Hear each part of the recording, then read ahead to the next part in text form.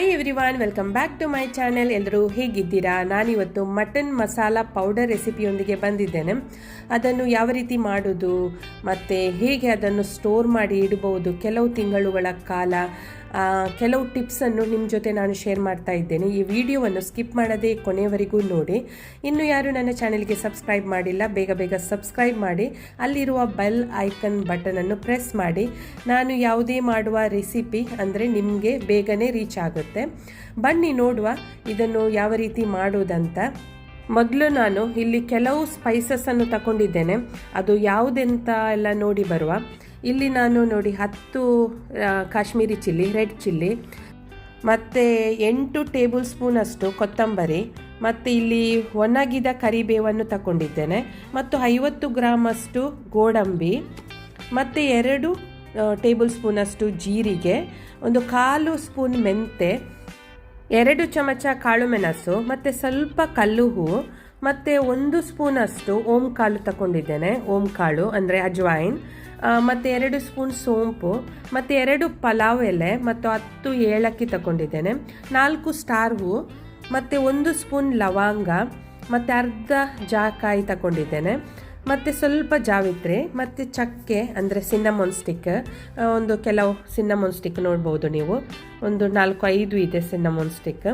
ಇವೆಲ್ಲ ಸ್ಪೈಸಸ್ ಈಗ ಇದನ್ನು ಡ್ರೈ ರೋಸ್ಟ್ ಮಾಡಲಿಕ್ಕೆ ಇದೆ ನೋಡಿ. ನಾನು ಈಗ ಇದನ್ನು ಹಾಕ್ತಾ ಇದ್ದೇನೆ. ಒಟ್ಟಿಗೆ ಫ್ರೈ ಮಾಡಬೇಕಂತ ಇಲ್ಲ, ಆದರೆ ಸರಿಯಾಗಿ ಅದು ನಮಗೆ ಕೆಲವು ದಿನ ಸ್ಟೋರ್ ಮಾಡಿ ಇಡಲಿಕ್ಕೆ ಇರುತ್ತೆ ಅಲ್ಲ, ಅದಕ್ಕೆ ಸಪ್ರೇಟಾಗಿ ಇದನ್ನು ಡ್ರೈ ರೋಸ್ಟ್ ಮಾಡಿದರೆ ಆಯಿತು.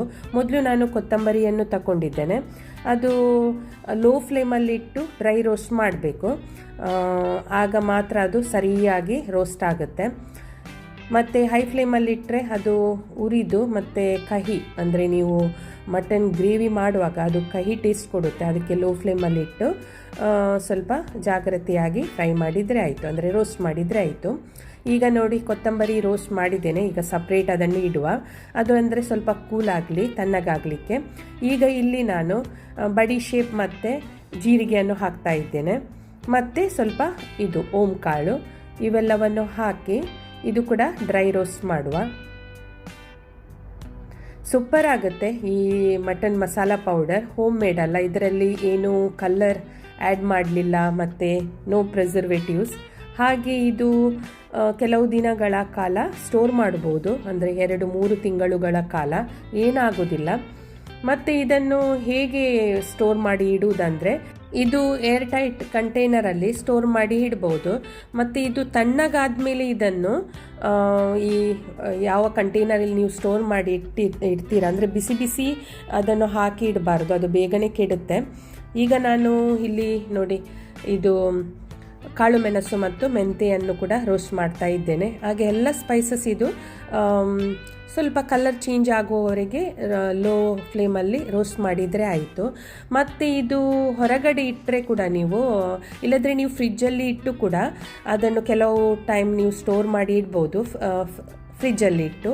ಇಲ್ಲದಿದ್ದರೆ ನಿಮಗೆ ಈ ಕ್ಲೋಸ್ ಮತ್ತು ಬೇ ಲೀಫ್ ಉಂಟಲ್ಲ, ಲವಂಗ ಮತ್ತು ಈ ಒಣಗಿದ ಪಲಾವ್ ಎಲೆ, ಇದನ್ನು ಈ ಮಸಾಲ ಪೌಡರ್ ಅಂದರೆ ಮಟನ್ ಮಸಾಲ ಪೌಡರಿನ ಒಳಗಡೆ ಹಾಕಿಟ್ರೆ, ಲವಂಗ ಮತ್ತು ಪಲಾವ್ ಎಲೆ, ನಿಮ್ಮ ಈ ಮಸಾಲ ಪೌಡರ್ ಕೂಡ ಬೇಗನೆ ಕೆಡೋದಿಲ್ಲ. ಹಾಗೆ ಆ ರೀತಿ ಕೂಡ ಸ್ಟೋರ್ ಮಾಡಿ ಇಡ್ಬೋದು. ಈಗ ನಾನು ಗೋಡಂಬಿ, ಸಿನ್ನಮೋನ್ ಸ್ಟಿಕ್, ಕ್ಲೋಸ್ ಮತ್ತು ಕಾರ್ಡಮಮ್ ಇವೆಲ್ಲವನ್ನು ನಾನು ಡ್ರೈ ರೋಸ್ಟ್ ಮಾಡ್ತಾ ಇದ್ದೇನೆ. ಹಾಗೆ ಡ್ರೈ ರೋಸ್ಟ್ ಮಾಡಿ ಅದು ತಣ್ಣಗಾದ್ಮೇಲೆ ಏರ್ ಕಂಟೈನರ್ಗೆ ಹಾಕಬೇಕು. ಮತ್ತು ಈ ಅಂದರೆ ಸ್ಪೂನ್ ಕೂಡ ಹಾಕುವಾಗ ಮಾಯಿಶ್ಚರ್ ಇರಬಾರ್ದು, ಅಂದರೆ ಈ ವೆಟ್ ಸ್ಪೂನೆಲ್ಲ ಈ ಪೌಡರಿಗೆಲ್ಲ ಹಾಕಿಡಬಾರ್ದು, ಆಗ ಬೇಗನೆ ಕೆಡುತ್ತೆ. ಸ್ಪೂನೆಲ್ಲ ಯೂಸ್ ಮಾಡುವಾಗ ಡ್ರೈ ಆಗಿ ಯೂಸ್ ಮಾಡಬೇಕು, ಆಗ ಇದು ನಿಮಗೆ ಕೆಲವು ತಿಂಗಳುಗಳ ಕಾಲ ಈ ಮಟನ್ ಮಸಾಲ, ಯಾವುದೇ ಮಸಾಲ ಆಗಿರಲಿ, ಯಾವುದೇ ಪೌಡರ್ ಆಗಿರಲಿ, ನಿಮಗೆ ಜಾಸ್ತಿ ದಿನ ಸ್ಟೋರ್ ಮಾಡಿ ಇಡ್ಬೋದು. ಹಾಗೆ ನಾನು ಇವೆಲ್ಲವನ್ನು ನೋಡಿ ಈ ರೀತಿ ರೋಸ್ಟ್ ಮಾಡ್ತಾ ಇದ್ದೇನೆ. ಮತ್ತು ಇದನ್ನು ಮಟನ್ ಏನಾದರೂ ಗ್ರೇವಿ ಮಾಡುವಾಗ 2 ಟೇಬಲ್ ಸ್ಪೂನ್ ಹಾಕಿದರೆ ಆಯಿತು 1 ಕಿಲೋ ಮಟನಿಗೆ.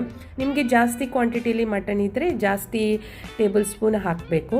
ಈಗ ನಾನು ಇಲ್ಲಿ ಕಾಶ್ಮೀರಿ ಚಿಲ್ಲಿಯನ್ನು ಕೂಡ ಡ್ರೈ ರೋಸ್ಟ್ ಮಾಡ್ತಾ ಇದ್ದೇನೆ. ಮತ್ತು ಇದು ಒಣಗಿದ ಕರಿ ಲೀವ್ಸ್, ಇದು ಕೂಡ ಸ್ವಲ್ಪ ಎಲ್ಲವನ್ನು ಹಾಕಿ ಡ್ರೈ ರೋಸ್ಟ್ ಮಾಡುವ. ಸೂಪರ್ ಆಗುತ್ತೆ ಈ ಮಟನ್ ಮಸಾಲ ಪೌಡರ್. ನಿಮಗೆ ಅರ್ಜೆಂಟಿಗೆ ಏನಾದರೂ ಗ್ರೇವಿ ಮಾಡಲಿಕ್ಕೆ ಈ ಮಟನ್ ಮಸಾಲ ಪೌಡರನ್ನು ಯೂಸ್ ಮಾಡ್ಬೋದು.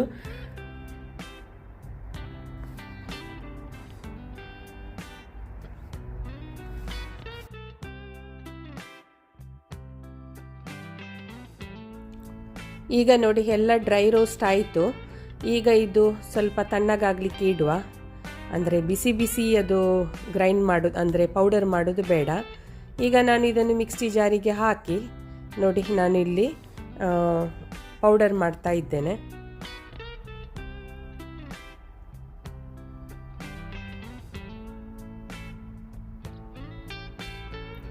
ನೋಡಿ ಪೌಡರ್ ರೆಡಿಯಾಗಿದೆ.